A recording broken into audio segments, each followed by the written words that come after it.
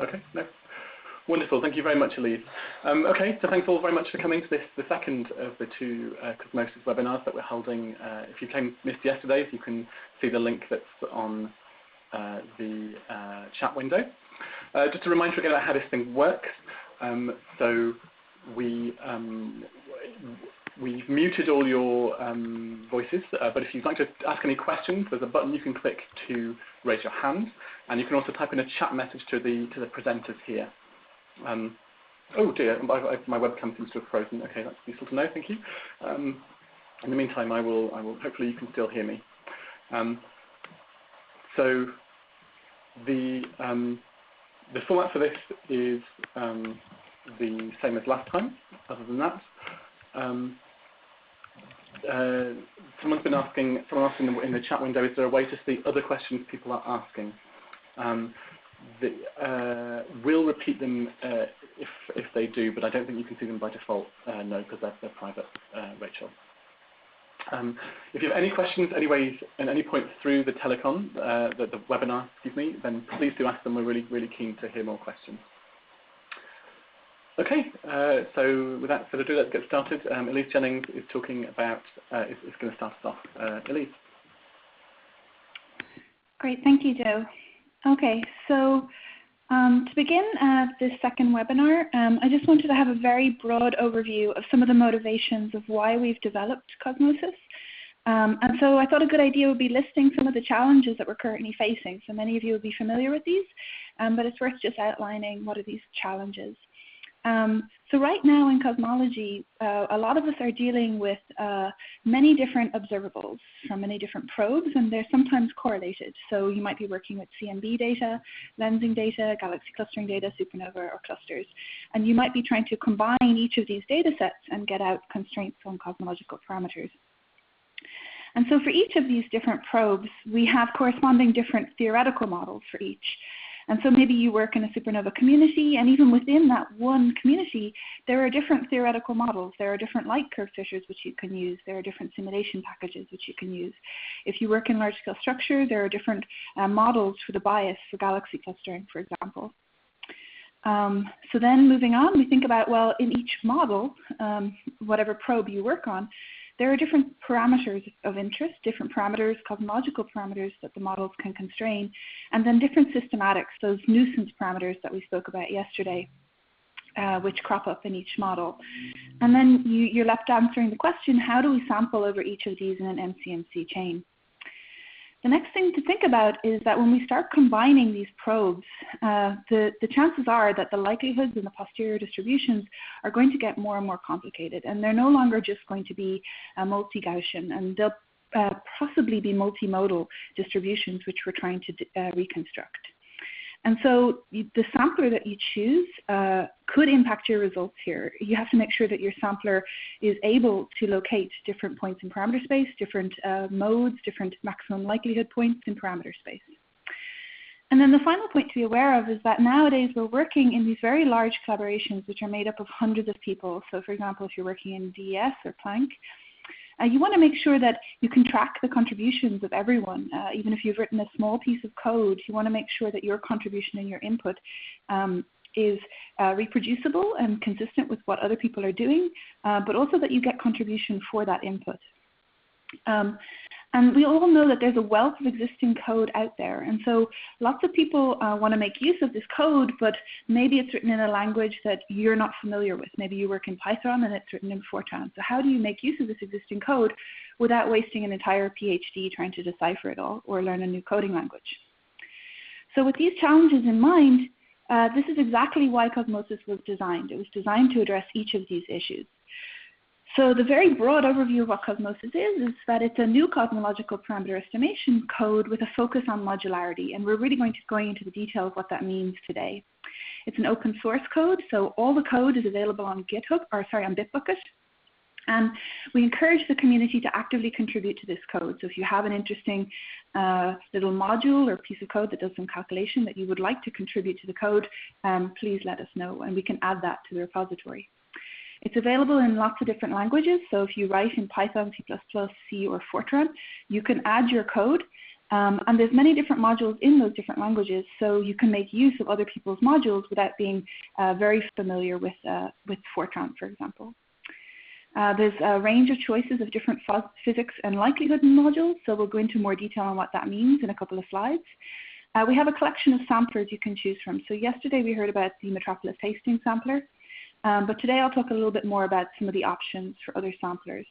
And we also have some nice Python plotting functions. So how do you look at your output? How do you make it ready to include in a paper? These are things which you can do in CosmoSIS. Okay.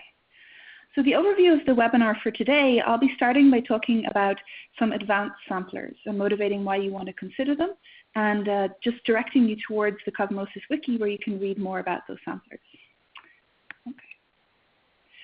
So going beyond the Metropolis Hastings sampler that we spoke about yesterday, one of the things that we're always concerned about when we choose a sampler is speeding up this notion of time to convergence, getting to the correct posterior distribution for the parameters in an efficient amount of time, walking around in parameter space efficiently. And that's the goal of any sampler. And it's especially important when we talk about this increasing number of parameters. Yesterday we spoke about adding nuisance parameters to a model and how suddenly you can be dealing with something like 20 parameters if you look at the Planck likelihood, for example.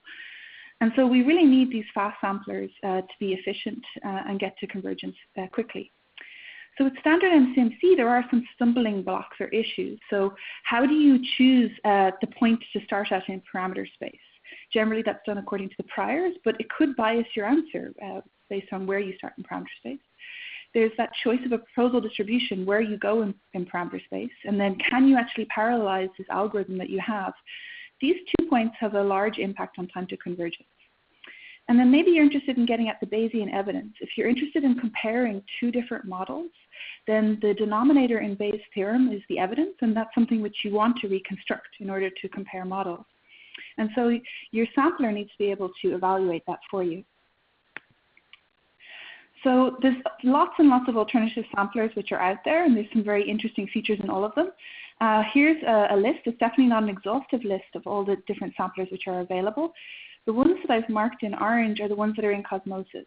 So if you're interested in reading more about these and how you can use them in CosmoSIS, what are the different settings for each of them in your parameter ini file, then please just go to the CosmoSIS Wiki where you can read more about them. And we give examples of each of these and show how you can use it for different applications. I do want to talk briefly about 2 samplers that are of interest that we provide. The first is called MC. And so this sampler is different to Metropolis Hastings that we spoke about yesterday. So yesterday, the Metropolis Hastings algorithm, you start at a single point in parameter space and you move forward according to a proposal distribution. This MC sampler is what's called an ensemble sampler, where you throw down these Walker points in parameter space and you simultaneously evaluate all of them at each iteration. And a single Walker moves forward or proposes a new position in parameter space based on the position of a helper Walker. So in this sense, you don't have to provide a proposal distribution yourself. It's kind of internally automated. And so this does speed up time to convergence. Because these Walkers are all moving around in parameter space simultaneously, this can be a very fast sampler at reaching convergence. The next sampler I just want to point out is called Multinest, which is a very interesting sampler in the sense that it provides lots of different features. It can be very fast in reaching convergence, in estimating the posterior distribution for lots of different parameters. If you think that you have a multimodal distribution, so something like the figure shown here, which is this classic egg box distribution, where there's lots of different maximum likelihood peaks, then Multinest is very good at reconstructing these multiple peaks. The next thing to be just to note about Multinest is that if you're interested in comparing models, getting this Bayesian evidence, the Multinest also allows you to do this. So I'd encourage you to go to the wiki and read more about these samplers if you're interested, and see if they're applicable to the cosmological application you're interested in carrying out. So I'm going to hand over to Joe for the next section. Thanks very much, Elise.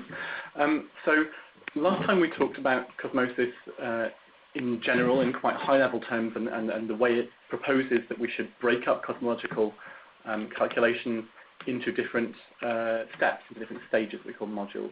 Now we're going to drill down a little bit more into the detail of how to do this in practice.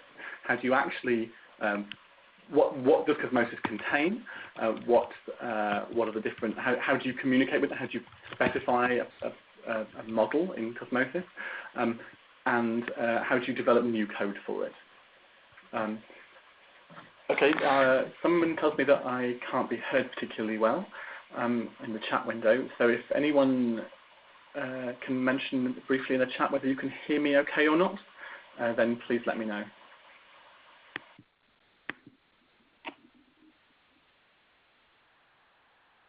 You can hear me, but you can't see me. Well, that's probably for the best overall. I'll try and, I'm going to switch the webcams off and on again because I think we may have some problems with the webcams. So I'm going to disable them and enable them again.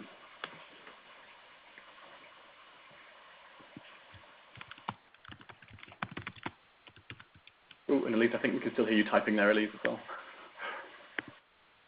Okay, so let's see if the webcam is still up. In the meantime, I'll just carry on and you can imagine what I look like.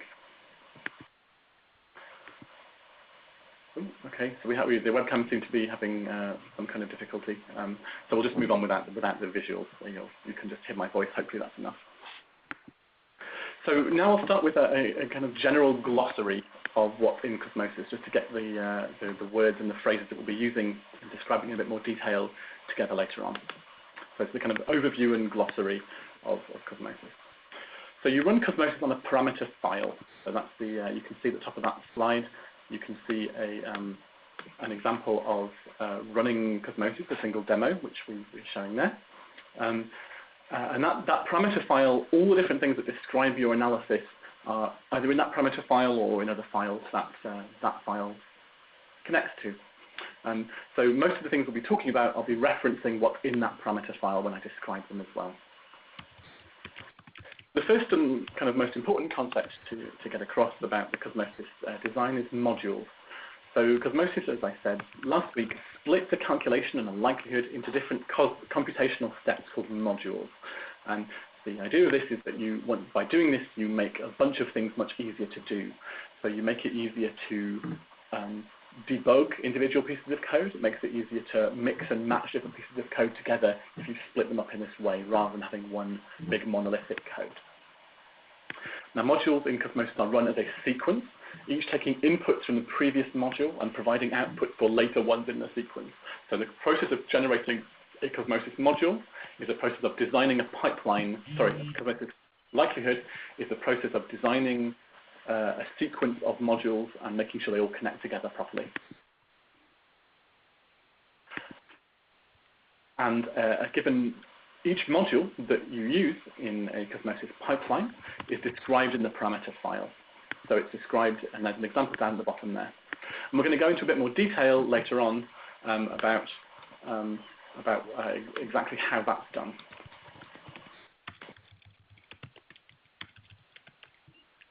Okay, so that's a module, the sequence, a step of calculations.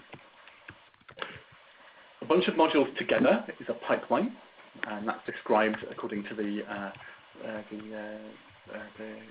in the parameter file as well. So you can see what that looks like in the top right-hand corner there.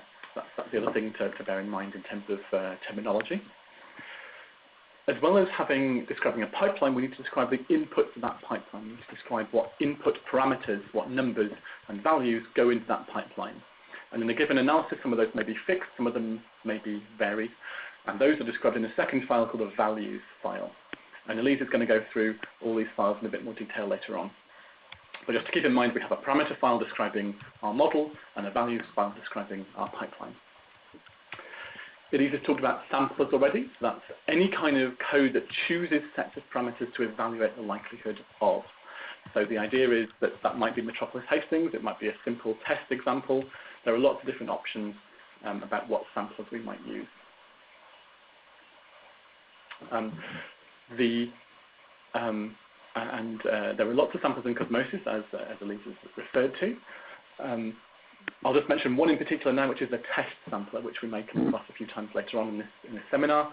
A test sampler is the most trivial possible sampler, which just runs one single likelihood of one set of parameters. and that's particularly useful for testing things later on. So 2 more pieces of glossary. I told you before that CosmoSIS has data passed from one module onto the next. That's done via the mechanism of data blocks, which are a particular piece of code which is a cross-language way of communicating between modules. And we'll go into a bit more detail later on about exactly what a data block is and how it works. One final piece of terminology that many of you will probably know already. Repositories are a particularly useful way of storing and tracking and sharing code.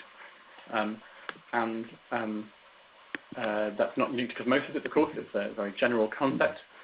CosmoSIS comes with 2 repositories, one for the main code and one for the modules, which come with it, the standard library, as we call it. So we've had a few technical problems on this end. So in the event that you lose connection to it, we may have to restart the webinar. Hopefully not, but we'll see. But if that happens, please do try reconnecting. Hopefully we'll be fine.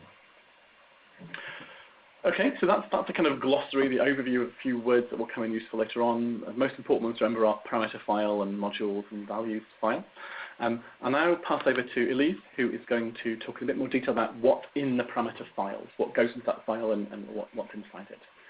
Elise, can you still hear us? Yes, I can hear you. Can you hear me, Joe? We can hear you, yes, that's great. Okay, great. So I think there was some connection problem, so I disabled the webcam. I hope that's okay with everyone. Certainly, thanks. Okay, so I'm going to discuss a little bit about writing these parameter files, these ini files that we keep talking about. And so I think the best thing, rather than showing you slides on this, is just to go straight to the terminal and show you an example. So I'm going to show you how to run demo 5. So let me just share my desktop. Okay. So I'm in the CosmoSIS module here, in the repository, and if I can just list the contents of this. So if you download the CosmoSIS repository, this is what you'll see. In order to run CosmoSIS, we always need to source the config file, and you'll get this message, CosmoSIS is now initialized, so now you're able to run any of the demos. We're going to be running demo 5, which is located inside the demos directory. And so if you open up the .ini file here, what we see is a choice of the sampler, which is MC. And underneath the choice of this sampler, you can see specific setting for that sampler. So for the MC sampler, you can specify the number of walkers that you want to use, the number of samples that you're taking, the number of steps. So this is the interval that you'll be outputting to a text file. The name of the text file can be specified under output. So here we're just calling it demo5.txt. Also, this is where we specify our pipeline, which is the sequence of modules that we want to run. So in this demo 5, the sequence of modules we'll be running are consistency first, a CAM module, and then 2 likelihood modules, the JLA module and the REAS11 module. So this is a Supernova specific example. And we also have a values file, which we specify here, values files.ini. This is where we specify the cosmological parameters we're going to vary or hold fixed. And then we also have specified our 2 likelihood parameters, JLA and REAS. If we move further down, what we can see is that any module that we specify in this ini file needs a separate section lower down in the ini file. So the first module that we're using is called CAM. And so here's where you specify the path to the file, so the executable or the .py Python file. And you can see that that is located in the CosmoSIS standard library directory. We can also specify different flags or settings for each of the modules. So maybe you want to set a feedback level, how verbose it is, how much information is printed to the screen. Or you can set a mode flag for CAM, for example. We also have different settings for the other modules. This is the JLA module shown here. And I'm showing this the link to the file again, the .so file. And you can also specify where different text files are or covariance matrix files are so that CosmoSIS can access these. So this is an example of what the ini file looks like. I just want to quickly show you what the values file looks like for this specific example. So we can see here in this values file, we have two separate parameter sections that we specified. So these are two distinct areas in the data block. One is where the cosmological parameters are held, and one is where the supernova parameters are held. In this example, we're varying omega matter and H naught. So you can see that we've specified a start value, which is the middle value here. And then if you're using a uniform prior, then the prior for omega matter would be between 0.2 and 0.4. The parameters W and omega B and omega K are being held fixed in this example because there's just one value here. So that's just a little bit on what these ini files look like. You always need these two files before you do a CosmoSIS run. And then we can just set this running just by simply typing demos demo5.ini. And we can see that what CosmoSIS starts doing is it starts reading those covariance matrix files that we specified in the parameter ini file. And then it tells us the verbosity level that we decided. And now it's going to start sampling. So what I'm going to do is I'm going to leave that running in the background. We're going to go back to the slides, and I'm going to hand over to Vinicius. So I just want to mention that the slides that are available here are for people who are just looking at the PDF online. So this basically is just more detailed information of what I showed you in the terminal on the different ini file and the modules that are specified, and then the values file that you can specify what parameters are being held fixed or being varied. So later in the webinar, we're going to come back and check on the output from demo 5, and I'll show you what that looks like. So I'm going to hand over now to Vinicius, and he's going to tell you about storing data in the CosmoSIS data block. Thanks, Elise. So the data block, we have a broad overview of the data block yesterday, which is the piece of memory that's used to communicate between different modules. So, for example, CAM can calculate the power spectrum, the matter power spectrum that you can use to calculate lensing in your private Halo model, and then you can use this to get, nonlinear power spectrum, but that can be used in the likelihood. So how do we actually do that in practice? So first, let me just give you an overview what we used to do before a data block. So suppose you have all these codes, and it can be written in C, C++, Python, and Fortran, and understanding the levels of those four languages, and actually the intricacies of the different codes is hard. If everyone tries to work with CAM, knows that it's actually quite hard to go into the details. So what we usually do before, we just take a module. These modules will output things in a file, and then we make like batch scripts to read that file to other modules, which works if you're just doing like one calculation to one point. But as soon as you have multiple walkers and MCMT, this becomes very prone to errors and bugs. For example, if you want to parallelize this, then you usually need to give you random numbers to these file names, and it becomes a mess pretty quickly. So the data block here allows you to not do that, allows you to have a standard way to communicate between languages. And we also ensure that if you follow the rules that we are going to talk about, you will not have any problems with data racing or memory issues. So everything will just work out fine. So here I've just come back to an example where the data block can store many things. It can store Boolean. So for example, if you want to turn on or turn off lensing CAM, it can store the cosmological parameters. It can store 1D arrays or 2D arrays, like the matter power spectrum as a function of the wavelength and the redshift, or the galaxy power spectrum as a function of wavelength and redshift.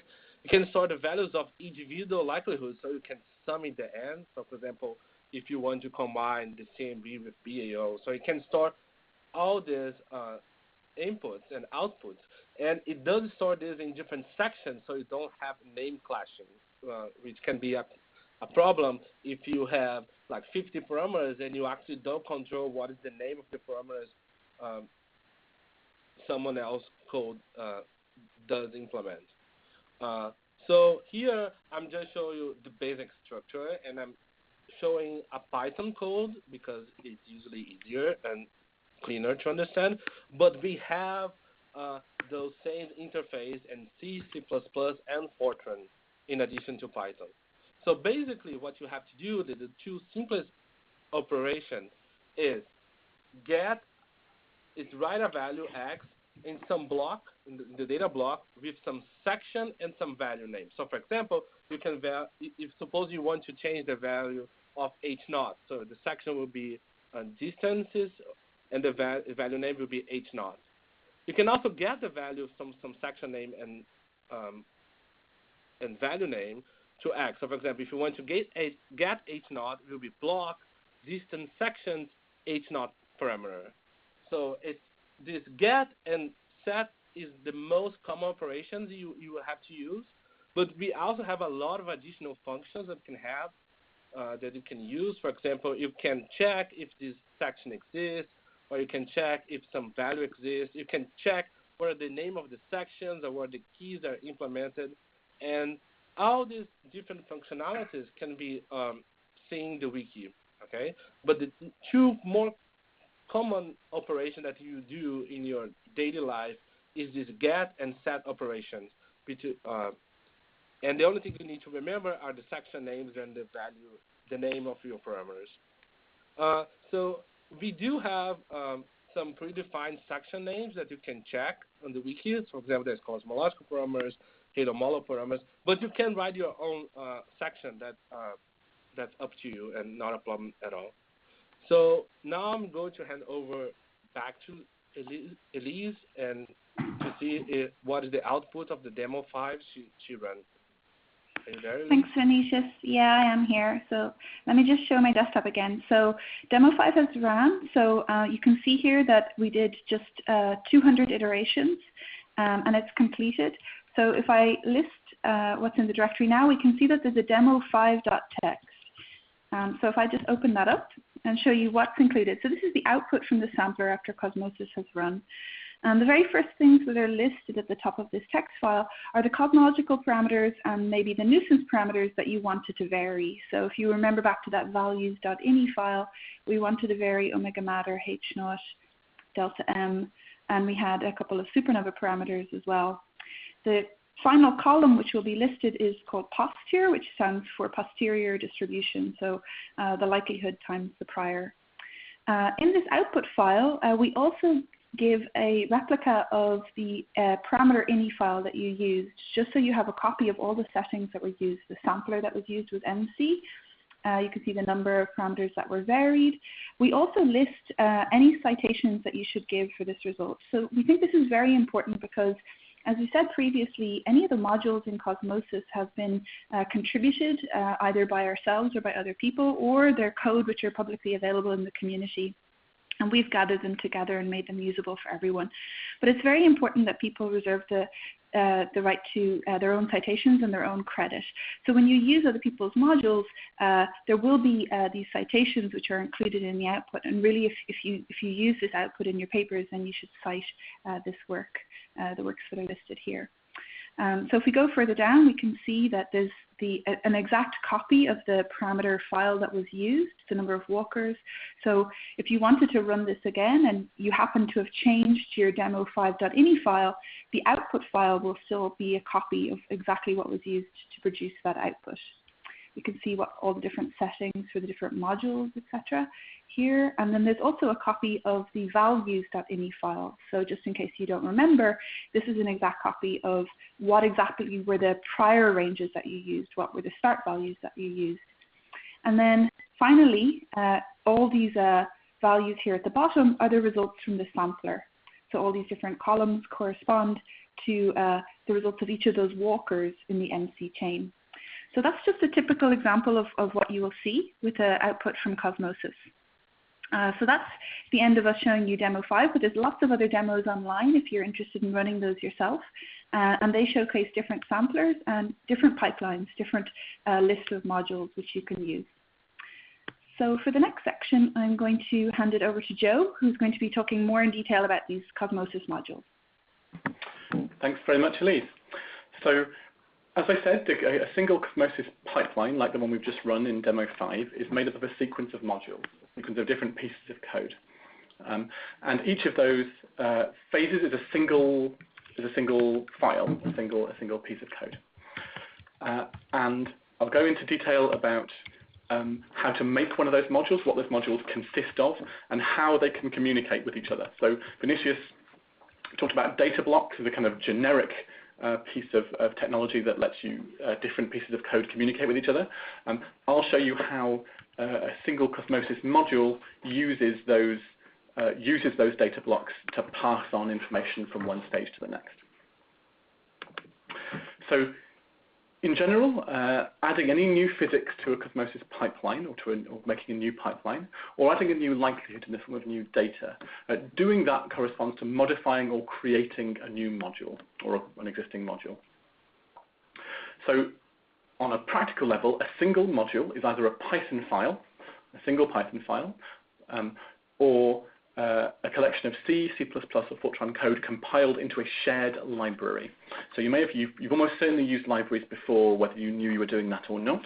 A library is a collection of code that's bundled together in one place. And you can use the -shared compiler flag when you're compiling to put a collection of different C or Fortran or C++ files together into one library. And that's very generic. If you want to make either a Python file or a shared library be a Cosmosis module, there are 3 special functions you have to include in that code. The best place to get examples of these things is probably the existing Cosmosis standard library. So if you have an existing module you want to copy, you can start there, or if you want to just explore and see some examples, you can start there as well. So these 3 special functions are setup, execute, and cleanup. And cleanup is optional, so the other 2 are mandatory. So setup is called once at the start of the pipeline, once per process at the start of the pipeline, and it reads the parameter file. So it reads and configures your module. So your module can do lots of different things. So for example, the CAM module, if you're familiar with CAM, can do lots of different calculations. And the configuration in the parameter file tells it what to do. The JLA module that Elise just ran can use lots of different file paths and can take different data input. And we tell it that in the parameter file. And that's what the setup function does. It does all the stuff that should be done once at the beginning of the sequence. Things that only have to happen once that don't vary when the cosmological parameters or the other MC parameters change. The second mandatory function is called execute. It's called once for each sample, so each new value of cosmological and other parameters. Every time you have some new parameters, the execute functions of the sequence of modules are run one by one. And the execute function reads inputs from the data block and saves any output, does a bunch of calculations, and then saves them back to the data block. So the actual core of the calculation that you're doing should live in the execute function. And that can often call other functions, of course. That's just the kind of top level thing. So that's sort of the equivalent of your main function. If you're writing a single program, the main thing you'd write would be a main function to do the main work, or a main program in Fortran. Cosmosis doesn't use those. Instead, it uses this execute function to do the main calculation that it's trying to do. Finally, we have a cleanup function. This is called once at the end of the pipeline, when you've completely finished your whole MCMC run.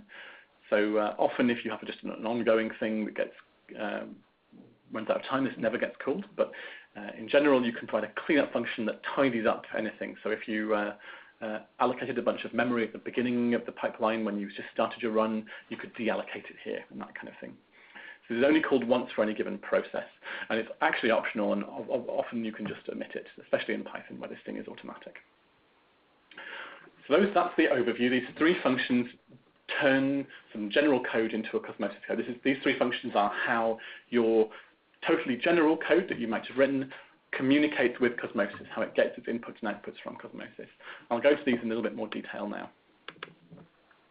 So I'll start with the setup function. The setup function is the one that's run right at the beginning of the pipeline, of the whole MCMC chain. It's run once per process. It takes a single input, which is the options object. That's a data block, like the kind that that Vinicius was describing before. And that data block contains the inputs that have been read from the parameter file. So the parameter file that you start at the beginning has all the inputs inside it, are all transcribed into this data block and then passed into the setup function of all your modules one by one. So that's the input. Its output is any one value. That can be anything. In Python, it can be any Python object. And in C or C++ or Fortran, it can be any pointer to an object as well.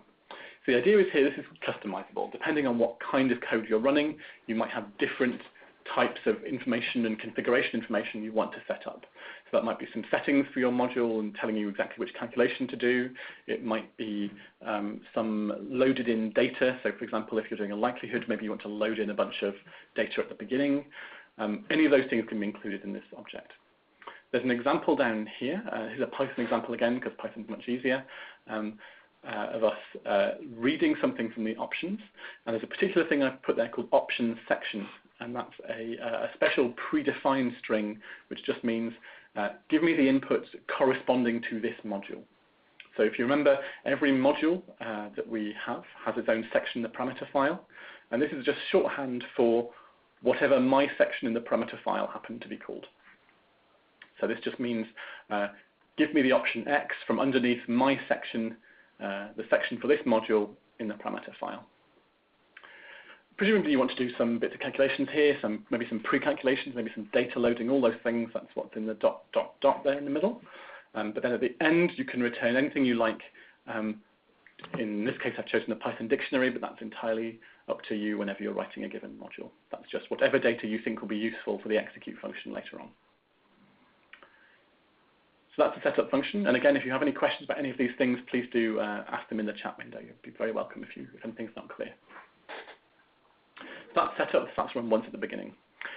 The next thing that happens after the setup function's been run for all our modules is that the sampler will start making values for us. The sampler will start proposing new sets of parameters to be passed through.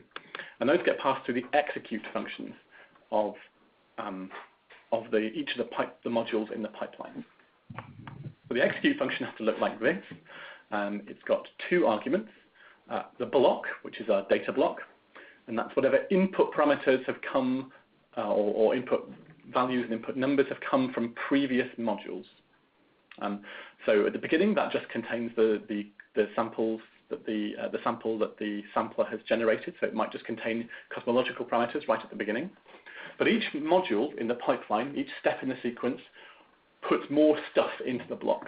So by the end of a pipeline, your block is full of lots of different kinds of cosmological information. It might be matter power spectra, it might be observables, it might be all different kinds of things. But the idea is that you build up all cosmological information you have about one model in this one place in the data block by using these execute functions. So that's the block. It has a second argument, which is config, and that was whatever was returned by the setup function. So the setup function that we just mentioned on the previous slide returned something. We chose a Python dictionary for our particular example. Whatever that was, it gets returned here. And this lets you configure your execute function. You should return one value from this module, from your execute function, and that's a status, a single number. The actual return value is just an integer value, and that's by convention 0 if the module ran okay. If something went wrong with your module, say one of the parameters was out of the range you could handle, or say sigma 8 turned out to be negative, or any kind of crazy thing that you're saying, I can't cope with this, then you can return a non-zero integer, and it will signal to the sampler that this is a terrible parameter set for some reason. Now that doesn't mean this is just a poor fit to the data. This means something's gone so wrong that you can't really evaluate a good likelihood for this value. So here's again our example piece of code showing an execute function. Reading something back from our config information that we worked out in the setup function, that's one thing. Reading some cosmological parameters, for example. Maybe we read some cosmological parameters from the data block. If this is a module later on in the sequence, we might load something that's been calculated earlier on in the pipeline. So we might load the matter power spectrum, or we might load the redshift distance relations from the data block by using different codes there rather than omega m. And all the CosmoSIS standard library modules will describe later how to find out what they input and output by default, so you know what values are available to you. Anything that you think of as an output of your code, so for example, a new calculation, new physical value you've worked out, a likelihood, anything like that, gets saved back in the data block using the code you can see at the bottom there, that second to last line. That's just saving a new thing back to the data block. Okay, so that's how you execute something. I won't go through the cleanup function because that's a bit more specific and it's a bit less important right now. We haven't quite got the time, but it's optional anyway, so you can ignore it. So that's a general module. We sometimes think about modules in two categories. One is physics modules, which do a theory calculation, solve some equations. And the other is a likelihood module, which actually gives us a likelihood value given all the theory we've already calculated. So I'll talk a bit about likelihood modules in particular now. So these are usually one of the last modules in the pipeline because you have to have done a bunch of theory calculations beforehand to work them out. And they have the same structure as any other module. They have the same setup and execute functions as any other module. But if you've added in the parameter file the line likelihoods equals something, if you added that, as Elise showed earlier on, then, and let's say you call it name for some reason, then the section called likelihoods in the data block is searched for name underscore like. So that's what it looks for. So that's saying, so if you want to use a particular likelihood, which in this case is an example here called mySN, then you do it by saving to this likelihood section. And there's an example there in Python and one in C showing how to do this in the two different cases. So all I'm saying here is that a likelihood module is just any other module that saves stuff to a particular case. And I won't go through it in detail because we haven't got as much time as we'd hoped at this point. But here's an example that you can look at later on of a particular likelihood module. This is a likelihood module using the Wiggle-Z baryon acoustic oscillation measurements. This is taken from the CosmoSIS standard library. If you want to go into a lot more detail about these functions, about these modules and the functions you can use to read things from a data block and write things to a data block, there's a link here which you can go to later on showing exactly how to do this in all the different languages you might want to use. There's different set of functions in C and C++ and Fortran and Python for getting things from a data block and writing things to a data block. They're all there. Okay, so now I'll hand over. So that's a module in general in the abstract. We have a bunch of modules that come with CosmoSIS, and I'll pass over to Vinicius, who's going to talk about how you can modify existing modules that come with CosmoSIS that come in the standard library. Vinicius. Thanks, Joe. Sometimes creating modules from scratch can be a little challenging if you're not familiar. So at least in my case, I actually started modifying existing modules, and in particular, I started modifying on CAM. So I will show you how can you do that. There is a bunch of standard library modules that you can use and you can check in the wiki. So how we actually modify a module, okay? So first you need to modify the module itself, and it can be hard and easy depend on what kind of code, and in this stage we cannot do anything about it. CAM, for example, is in Fortran, so if you want to modify CAM, you need to know Fortran. What we can do is make the modification of the interface with CosmoSIS as easy as possible, such that once you modify your code, then it's easy to give the new parameters and take the new parameters from the data block. So as an exercise, let's assume that we want to modify the dark energy equation of state, and we want to check how our uncertainty in the dark energy equation of state change the CMB predictions on H0, for example. That's a hot topic in cosmology right now, and it's a well-defined exercise. So I proposed here just a very general parameterization. You can choose whatever you want. So then you need to change CAM, and then you need to actually know where the dark energy is stored in CAM and what are the functions. And at this point, we cannot do anything about it. But as I show you, once you have done that, you can go to the interface between CAM and the data block, which is in this file, CAM-interface.f90. And at that point, you can see just two lines, and the only thing you need to do is actually add more parameters. assuming that your parameterization has more than just W and WA, which are the predefined parameters in CAN. So here I show you what is the interface to get and set new parameters in Fortran. Remember, we have interface from Fortran, C, C++, and Python. And here there's WWA, so you just need to add, for example, WAA, WAAA, whatever is the name you want. And you can put default values and set to some particular variable in Fortran.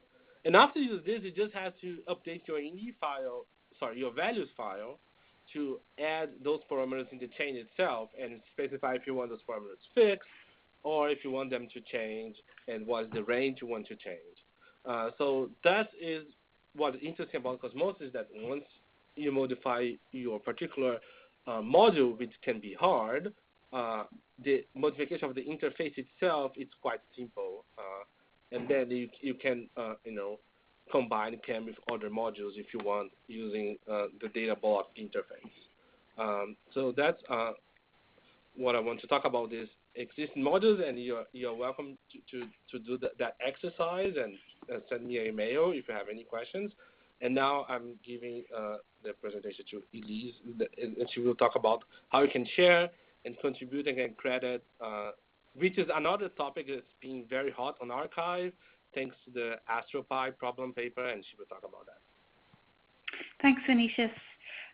Great. So just to kind of come back to the first slide that I showed, where I listed some of the challenges that we're faced with in cosmology, the very last point that I spoke about is the fact that we work in these very large collaborations, and it's very easy for your contribution to get lost. And this is something that we're very mindful in the CosmoSIS development team.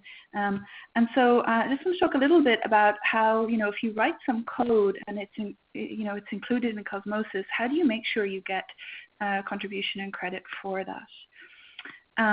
And so we definitely want to avoid this, the notion of a package being too big for individual recognition problems. So I have to give Vinicius credit for coining this phrase. So if any of you are aware of the recent AstroPy paper, which appeared on arXiv, they discussed this issue of so many people contributing to a very large monolithic piece of code, and sometimes the contributions can get lost. And so we definitely don't want that to happen with CosmoSIS, and so we've built it with this in mind. So if you do contribute a CosmoSIS module, you have complete control over how you are cited in CosmoSIS. And we want everyone to include these YAML files where they say the papers that should be cited, the GitHub repositories that should be cited. So one of the things we really want to recommend to people is that you should develop your code in your own GitHub repository. So you can develop your own wiki, your own documentation for your code, and then as part of that, as part of that repository, whether you use Bitbucket or GitHub, you can write a module file which people can easily import and use into CosmoSIS. So your code is a separate repository, and you have ownership over that. And then you just provide people the flexibility of a CosmoSIS module, which they can just plug into their pipeline. And so one thing to be aware of is that if you write your code very well and it performs better than anything else that's out there in the market, people will want to use your code. And if they're running CosmoSIS, it'll be a natural choice for them to use your module.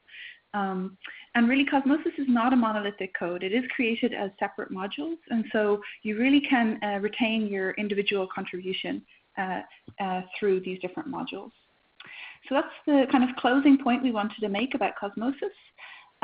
Getting more information, I think we've specified a few times that you can go to the wiki, and there's documentation there on the different modules. And there's also an issues page on the Bitbucket wiki. So if there are any problems with CosmoSIS, if you've had problems installing it or running it, we really would encourage people to create new issues. You might even want to read through some of the issues other people have had, because maybe it coincides with what you've experienced. So in the last 10 minutes, maybe we should open it up to questions. It would be really great if you could type your question in the chat window, and then either myself, Joe, or Vinicius can call out your question so everyone can hear it, and then we can answer it. While they're doing that, I'll just add, as Elise mentioned, the issues page. That's not just for problems, of course. If you have any questions about Cosmosis, how to do something, a particular query about how a particular part of Cosmosis works, you're also very welcome to post a question in that issues page as well.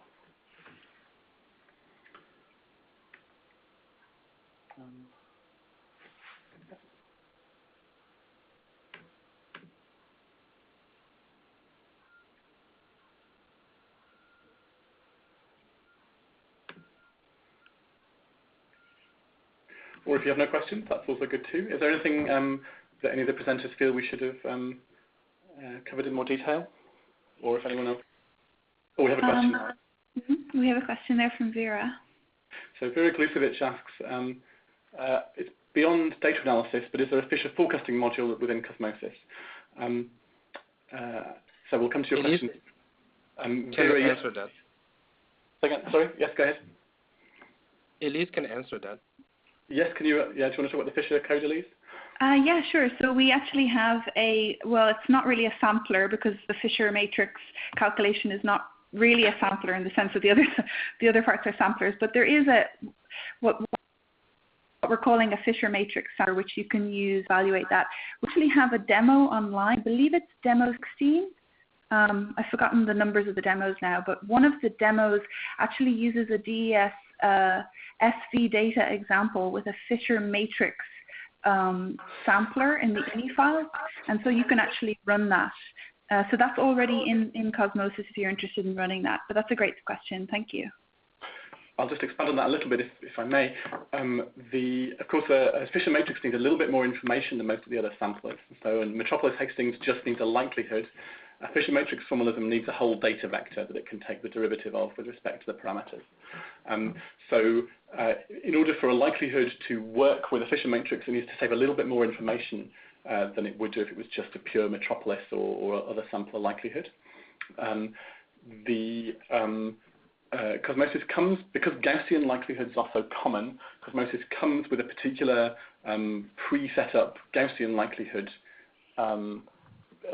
superclass. So if you're familiar with object-oriented programming in Python or C++, it comes with a Python Gaussian likelihood system. There are a few examples in already that you can explore to see how to use that. And I think there may be a link on the wiki as well there somewhere. And those Gaussian likelihoods, they are already set up for the Fisher matrix formalism that we need. So we had another question from Zaid. He wants, Vinicius, would you mind repeating the last part about modifying the module, and especially the part where you talk about W0 and WA from CAM? Yeah, sure. So what I was saying is just that if you want a new parameterization, then you need to change CAM. And we cannot teach you how to change CAM right now. But if you know how to change CAM, and you know how to add these parameters, so in my example I have 4 parameters, which is just WI. What you need to do next is just be able to get these values from the data block. And if you go to the CAM interface.f90, in particular you'll see those 2 lines which shows you how CAM reads W and WA from the data block. So if you just add in 2 new parameters, you can just add 2 new lines and get the parameters, for example, WAA or WAAA, whatever you call them. And once you do that, then you just need to update the values file because you need to tell the sampler what is the initial value you want to do for these new parameters. Are they varying? Are they fixed? So what I want to emphasize here is that after you modify CAM, which is not simple, there's only 2 steps, additional steps that you need to do in order to make that useful in Cosmosis. That's great. Thanks, Joe. We have a question from Rachel as well about samplers. So she asks, can you specify anything about your burn-in in your INI files, or does the output always include burn-in? So I can answer this. So for most of the samplers, we actually output everything from the chains or from the walkers. There's no burn-in being removed under the hood. One of the things we didn't get a chance to go through in a lot of detail today was the post-processing. And post-processing is when you've already run Cosmosis and you have your output from whatever sampler you've chosen. And so then you want to maybe make some nice plots of the 2D contours or 1D PDFs. And so with this, you can actually specify a certain burn-in to remove. And this can be sampler dependent, and you may want to actually look at the chain outputs to see, what is a reasonable amount of burn-in to remove.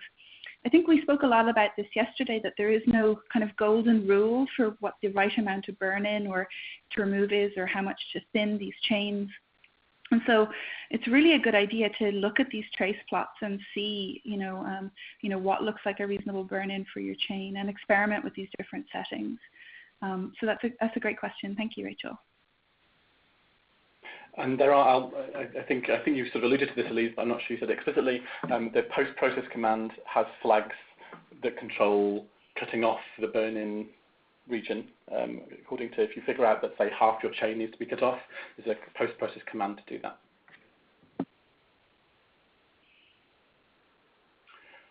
Okay, so we're coming to the end of our hour, so I guess the main part of the webinar can end here. I think we'll stay on for a couple more minutes at least, so if anyone does have any additional questions or want to ask things in a bit more detail, you're very welcome to stay and do that. But otherwise, thank you very much for coming along to this set of CosmoSIS webinars. If you have any feedback of any kind, good or more usefully bad, please do get in touch by email or via the issues page. We'd love to hear any kind of feedback you have or comments at all. Thanks very much, and take care. Thank you.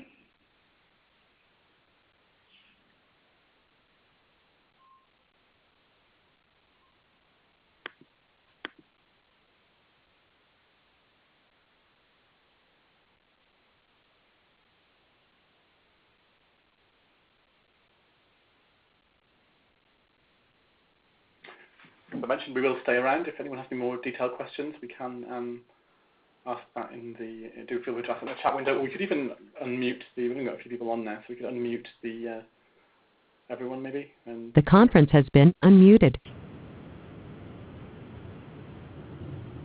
Yeah, so you're welcome to speak now directly if that's useful. We've unmuted you all. We've got another question from Vera there, Joe. She said she's looking at demo 17. What was the other example you mentioned with Gaussian likelihoods? Yes, so a couple of the different likelihoods are Gaussian. They're the ones that come with the code. If you go to CosmoSIS standard library directory, either on the wiki, you can do that via the source tab on the. No, I'm sorry, it's not there, is it? I'll post in a link to the standard library code in case you haven't downloaded it already. So there's a link I've put in the chat window to the standard library code. Within that code, and if you click on the source button, you can see that there's a likelihood subdirectory, and several of the likelihoods in there are Gaussian. So what's the most? So some of the more kind of simpler ones, I guess, are the RES11 module, which is a single Gaussian value. What else is there? The shear Xi module is a Gaussian one there as well.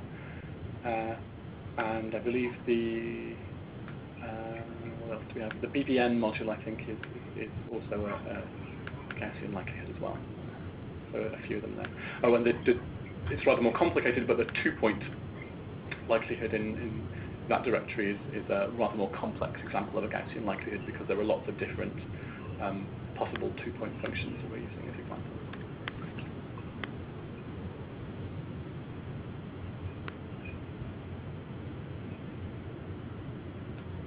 So Wendy, it shows you as speaking in the audio chat, but we can't hear you if you are talking.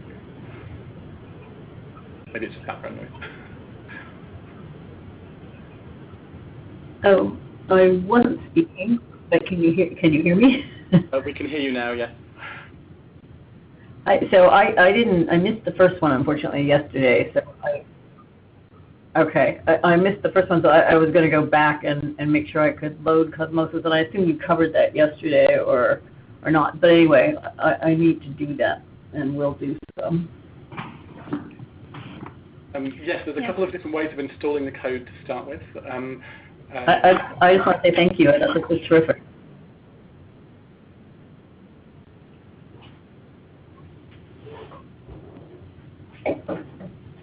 That's great. Thank you, Andy. I don't know if we've lost Joe there. Thank you. I'm really glad you enjoyed the webinar.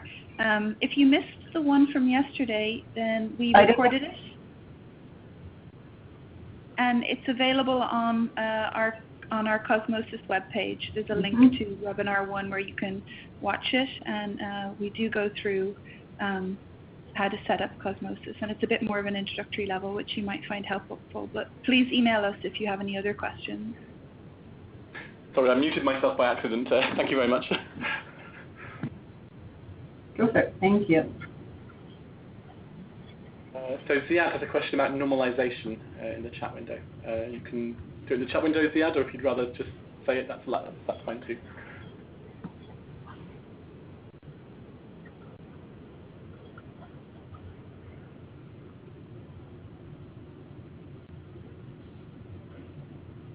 Oh, and while you're typing, Elise, we can stop the recording now as well. Okay. Thanks, YouTube viewers.